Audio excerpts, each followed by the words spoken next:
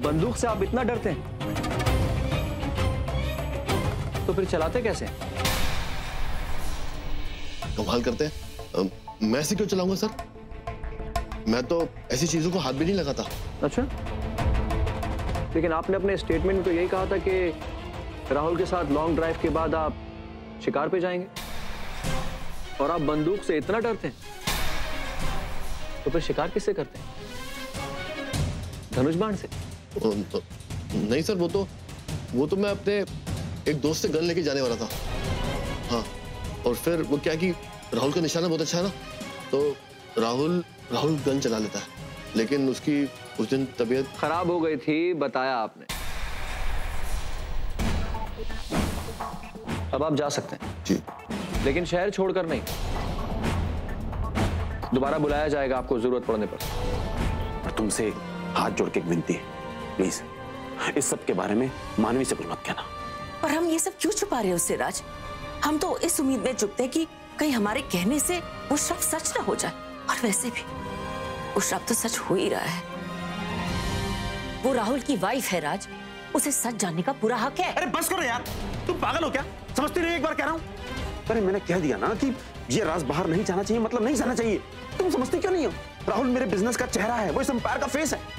अगर उस पर एक भी दाग लगाना तो हमारा सब कुछ खत्म हो जाएगा। ये दौलत, शोहरत, नाम, पैसा, सब कुछ। तुम समझती क्यों नहीं हो? समझ गई हूँ राज, आज समझ गई हूँ। हमारे राहुल को खोने से ज्यादा तुम्हें किस चीज की खोने की चिंता है। समझ गई। आखिर राहुल को भी तो पता चले, जितनी फिक्र मैं उसकी करती हूँ उतनी और कोई नहीं कर सकता।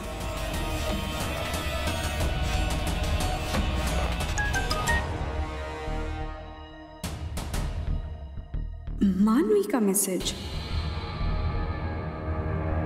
मैं राहुल को लेने आ रही हूँ। ओ राहुल, कितना मन से मैंने तुम्हारे लिए सैंडविच बनाया था, लेकिन अब लग रहा है कि ये खाना तो बेकार जाएगा। पर मेरा इसे बनाना बिल्कुल बेकार नहीं होगा। ब्रेकफास्ट छोड़ के कैसे जा सकते हो? चला साथ में करते हैं। नहीं यार, बहुत लेट हो गया हूँ। घर पहुँच के ना सबके साथ ही करूँगा। परेशान हो रहे होंगे ना एज इट इज। राहुल, अगर तुम यहाँ पे ब्रेकफास्ट कर लोगे तो कोई पाप नहीं हो जाएगा। और वैसे भी डोंट वरी, मैंने तुम्हारे घर पे इन्फॉर्म कर दिया है कि तुम ब्रेकफास्ट करके ही आओगे। और तुमने ही तो कहा था हम लोग बेस्ट फ्रेंड्स हैं, और बेस्ट फ्रेंड्स तो साथ में ब्रेकफास्ट कर ही सकते हैं ना, स्पेशली जब मैंने अपने हाथ से तुम्हारा फेवरेट नाश्ता बनाया। ये देखो।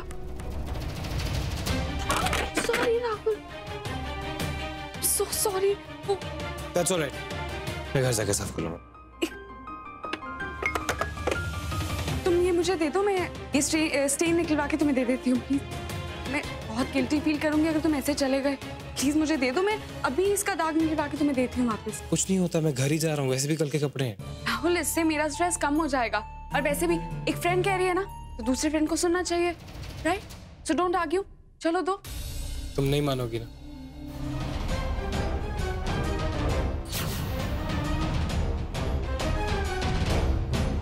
मानवी, तुम यहाँ पे क्या कर रही हो? हाय मानवी, गुड टू सी यू।